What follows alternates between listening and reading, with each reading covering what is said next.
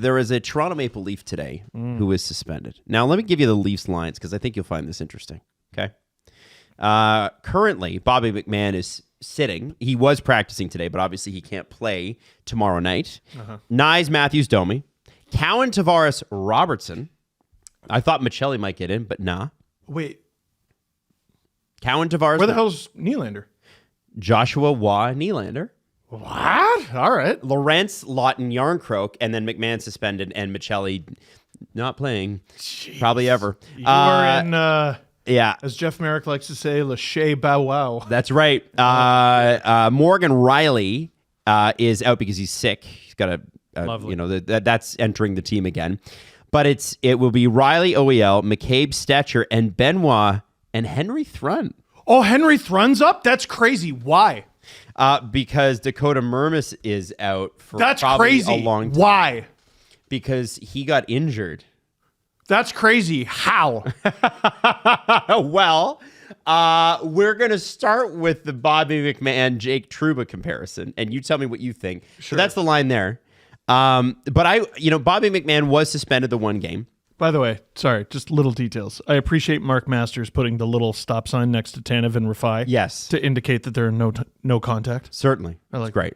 Now, Jesse, can we see the Bobby McMann?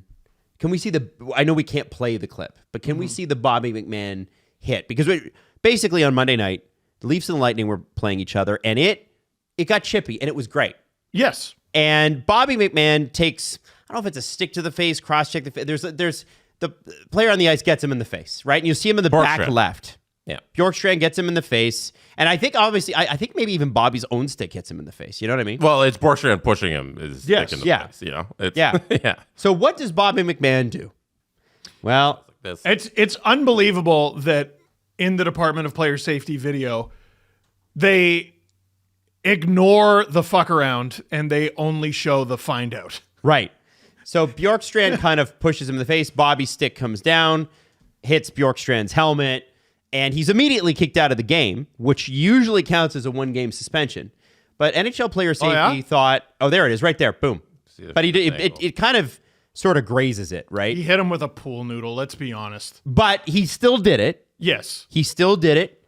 And okay, fine. You want to suspend him another game? Because remember, game misconduct counts as a full game for some reason. Yeah, I don't have a problem with Bobby's suspension. I don't either. Yeah. Now, when we compare and we contrast this, and the benchmark, ladies and gentlemen, has to be the most obscene play. Yes. By virtue of the fact that it's the most obscene. Yeah. Because how the NHL reacts to that, if I would argue, much like in free agency, when you go, well, if Sidney Crosby's worth $10 million a year, well, then I'm 40% of Sidney Crosby, so I could at least get $4 million, right?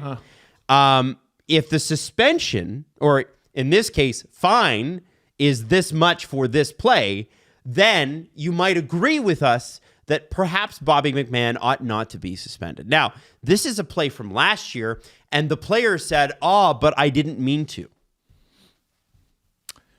2 years ago. Oh, it's 2 years ago now? November 2023. Whoa, that's a long time. Oh, you're right, because he's still a Ranger, and I forgot.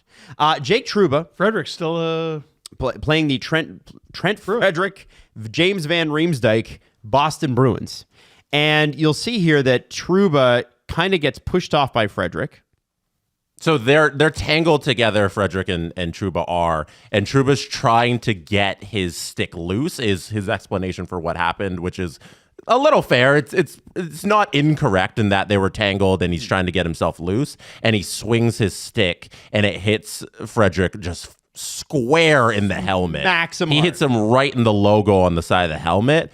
And thankfully in this play, Frederick was fine and nothing came of it in terms of an injury, but he whacked him real hard here. Frederick was so caught off guard. That's a great fight for Trent Frederick.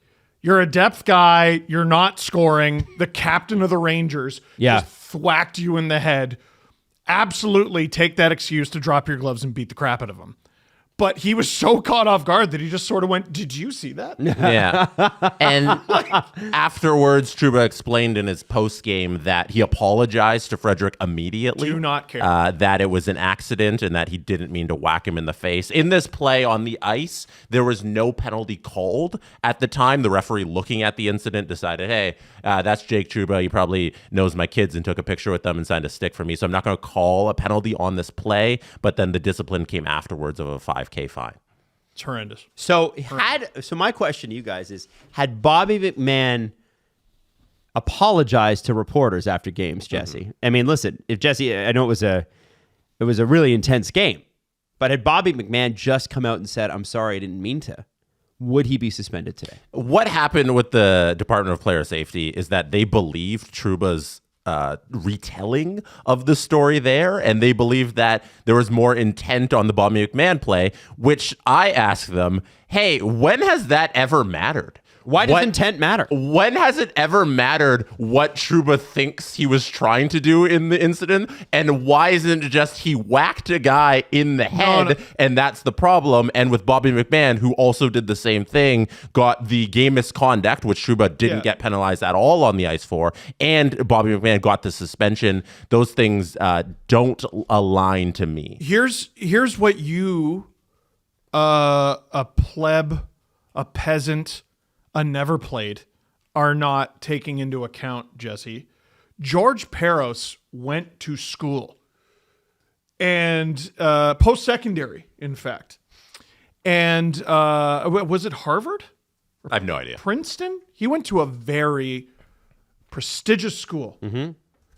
And while there, he took a course and actually took it along with his major in mind reading.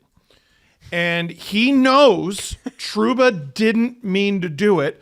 And Bobby McMann, I'm trying to kill you. My name's Bobby McMann. That's what I'm known for. That I'm a vicious asshole. Can we all get a fucking grip?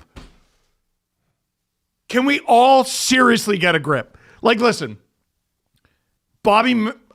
you can be pretty confident he meant to do it on account of he was looking at the guy and bonked him on the head, which is the same reason why I think Trouba meant to do it, but moving on.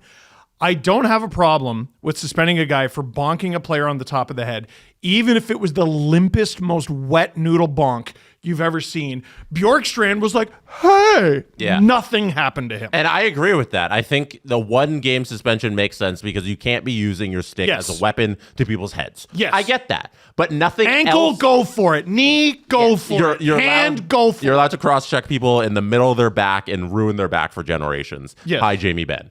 But nothing else they did in that game in terms of discipline makes sense with that ruling on McMahon. They singled him out there, even though their precedent is that we're going to give everybody else nothing. Yes. That's what's the problem. Yeah. It always... Is this not every fucking Leafs discussion when it comes to supplementary discipline? Well, if this is the standard going forward, never is. Mm-hmm. Never fucking is. Speaking of which, what is the standard? Do you want to hear from the Department of Player Safety? Not really, but yes. Okay, here's their reasoning for suspending Bobby McMann. You can't play this. We'll listen to the audio here.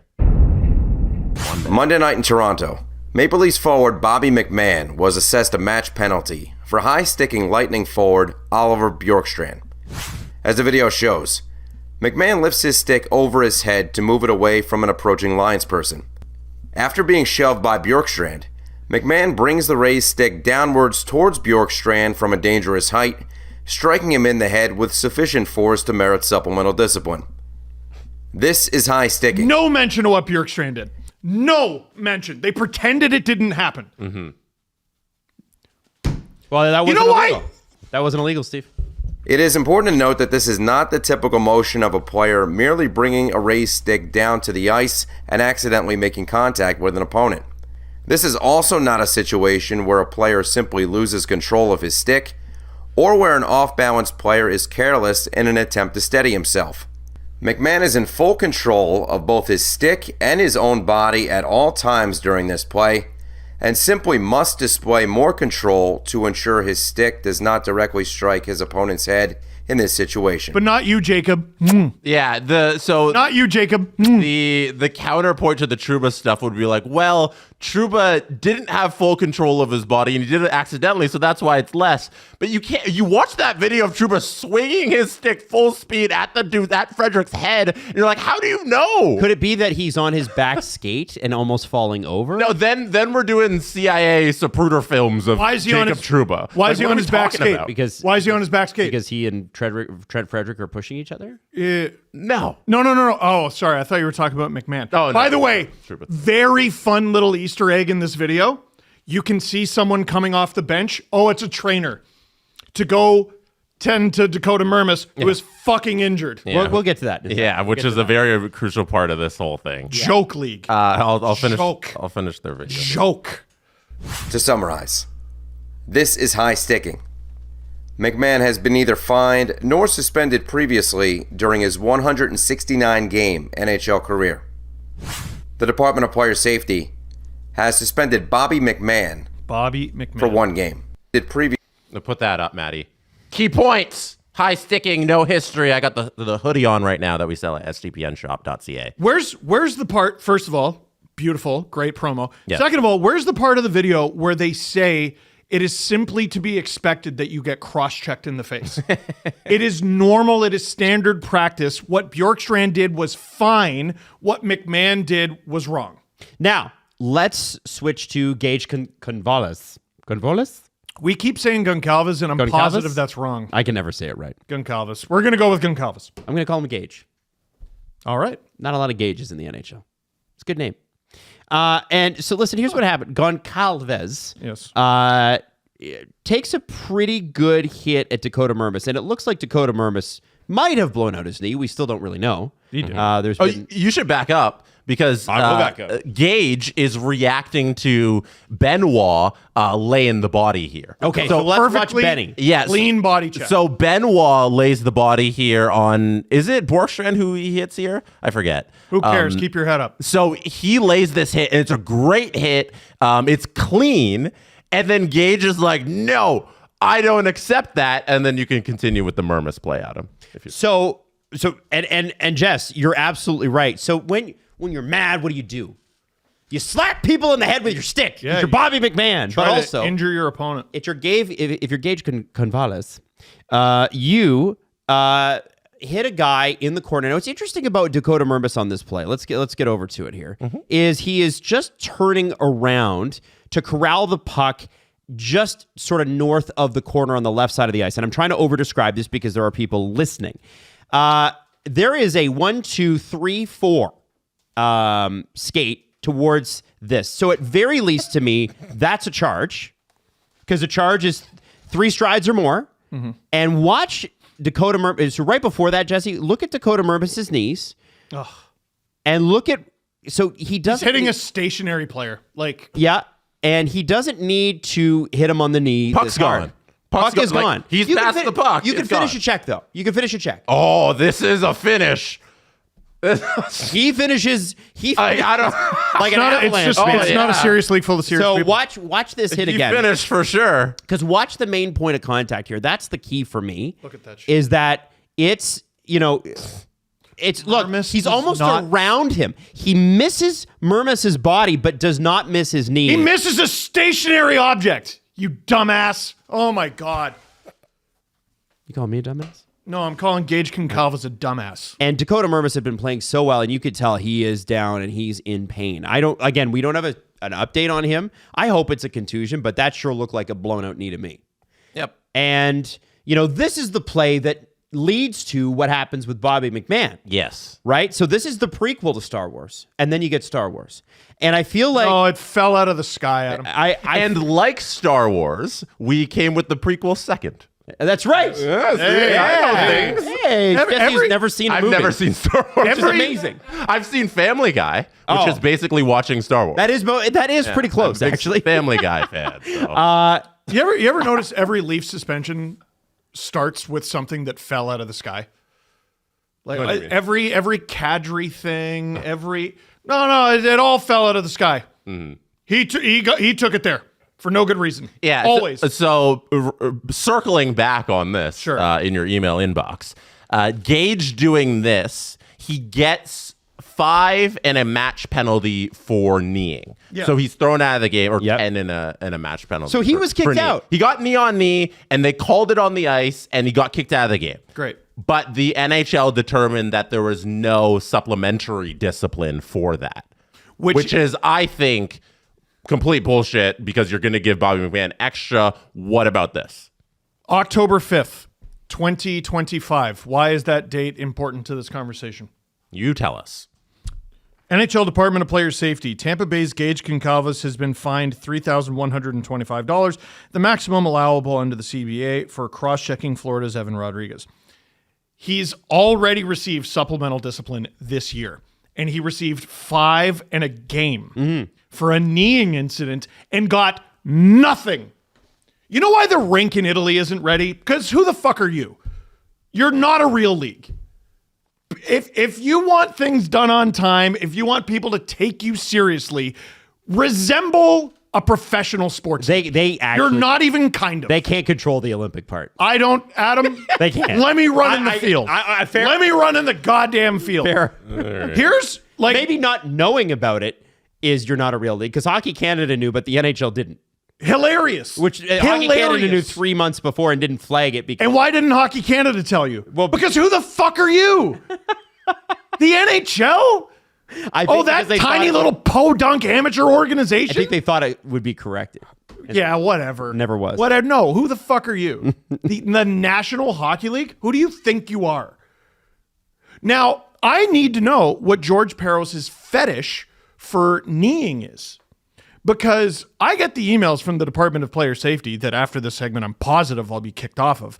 Every time there's a fine or a suspension. So I typed kneeing into my email. The most recent email that pops up is from 2023. And I go, okay, that's got to be wrong. Maybe I deleted some emails somewhere. Let me. I went through their Twitter account and scrolled all the way, read every single post they made about this guy has a hearing, this guy has a fine, this guy's been suspended. Here's the video. All of them. I went all the way back to the beginning of 2022. That's a long way. The last time, yeah, I took the train here. The last time, snowy out there. Yeah. The last time there was supplementary discipline for kneeing was, honest to God, 2023. Philadelphia's Garnet Hathaway has been fined $5,000, the maximum allowable under the CBA, for kneeing Columbus's Zach Werenski. Now, shout out to Justin Fisher on our social team, who I sent a side quest. I took every kneeing that I could find up until the beginning of 2022, and I said, the guy who got kneed, can you go back and research and find out how much time they missed? Give it to me. Wow. All right. January 22nd, Dmitry Orlov was given a 2-game suspension for his knee-on-knee hit on Nikolai Ehlers. Ehlers missed 19 games due to the injury. Winnipeg lost that game and the next 5. March 2022, Marcus Foligno was fined $5,000 for his knee-on-knee hit on Jakub Voracek. Voracek missed 1 game. So Foligno misses no games. Voracek misses 1.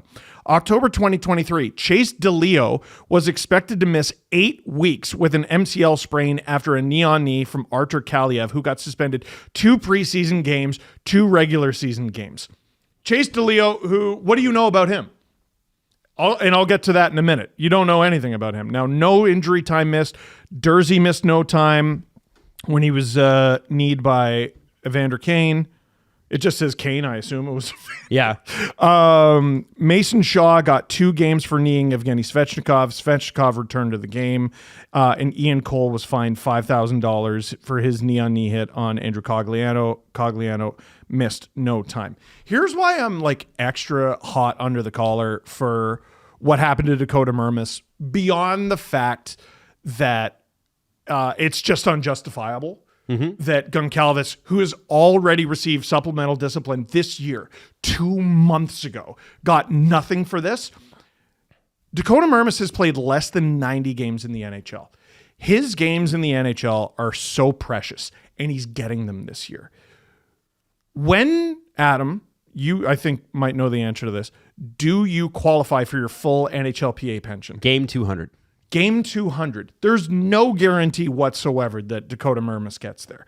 But that would be hugely important to him, his family, and his legacy financially. And that might have blown up on Monday night. His career might be over. Like, he's already a 7th or 8th defenseman on this team. Maybe he misses one game. We don't know. But he's already, every game is so precious for him. He had 50 games played in Minnesota, comes to Toronto. It looks like he's going to get an opportunity here. In camp, breaks his jaw. The Leafs have a plan for him. We're going to send him down to the minors, claimed off waivers by Utah. Utah plays him one game. He's bad. Of course he's bad. They meant to rehab him. Stupid. And then they hold him hostage for however many more weeks, put him on waivers. The Leafs reclaim him. They eventually use him at the end of the season. This year, he's finally getting into games. He's finally playing well. You blow out his knee and you don't even punish the guy who did it? Mm-hmm. You're not a league. It's horrible. It's unjustifiable. It's complete bullshit. And why does it always seem to happen to these guys? Mm-hmm. I will say that the NHL does a great job of protecting headshots when it's a pool noodle. When it comes to contact to the head via hits, via shoulder, they do a terrible job. And so I found the Bobby McMann thing interesting for this reason, because I was like, okay, how many headshots have I seen from a shoulder or a high arm or whatever, where a guy's head snaps back, NHL does nothing. But one little on the head with the stick, well, and again, I think that you should be suspended for that. Yeah. Like, every time. Even though it was even if soft, you didn't intend it, even if you apologized after the game and said, I'm super duper sorry. Even though it was soft, you can't do that. But, you know, when you're going, see, the Bobby McMann thing, they're standing still. If I'm going 30 kilometers an hour and somebody else is not going 30 kilometers an hour and I hit their head, that's a lot worse. Yeah. And you know what some people have said to me, and I think their point is valid. So I'm trying to look at this objectively and civilly and go, okay, you hit him over the head. You deserve a game. The Stanley Cup champions, the current Stanley Cup champions, what is on the inside of their ring? No apologies. We apologize to no one. We apologize to no one. I hope he does it again. I hope he does it harder. And I hope he's given nothing. Because fuck you. You can knee our guy. What do you think the Leafs conversations in their room are right now? I hope about what they do to Gage Goncalves. That I hope they're don't mad. Touch Gage Goncalves. Who the fuck is that? I hope the next time the Leafs play Tampa, it's after the Olympics. I tell you that much. There's a lot of Canadian Olympians on that team. Oh. Okay? But there's a few guys who might be missing the playoffs. They're going to take a run at like a Why not? Why the hell not? We apologize to no one. The current reigning champions of the NHL, 2 years running, batter and bruise and brain everyone in their path, suffer no consequences for it. So you know what? No. Why be civil? Why look at it rationally? The suspension of McMahon is also bullshit. Take that veneer off. I don't think the Leafs have signed enough sticks, man. They better start. They better start because the best teams do. Now, there were... also, George Parros just hates the team. Let's be honest. Yeah.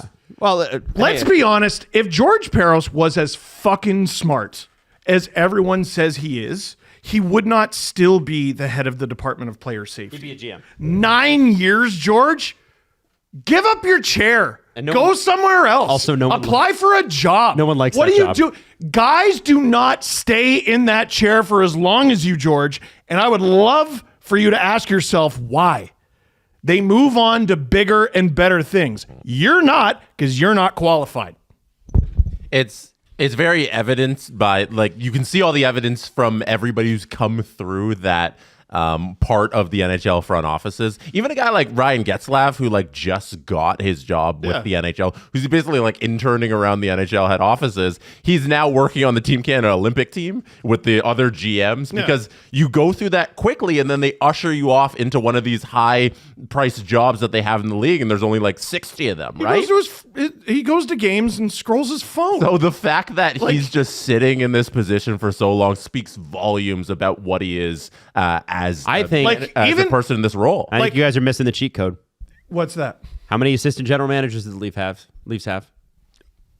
Just hire George. How much money do they have? Wasn't that Steve's idea last episode? No. Yes, I want the Leafs. They're trying to like cut staff. No, offer Gregory Campbell $10 million a year to be AGM of the Leafs. Boom. Take George Parros, offer him leave George. million. Leave George. George and Gregory are former Panthers. Oh, you need the connection at the top of the thing, right? How much money would it cost for you to sit at home? Leave us the fuck alone. Well, leave the sport alone. Good Lord, the damage you're doing, George.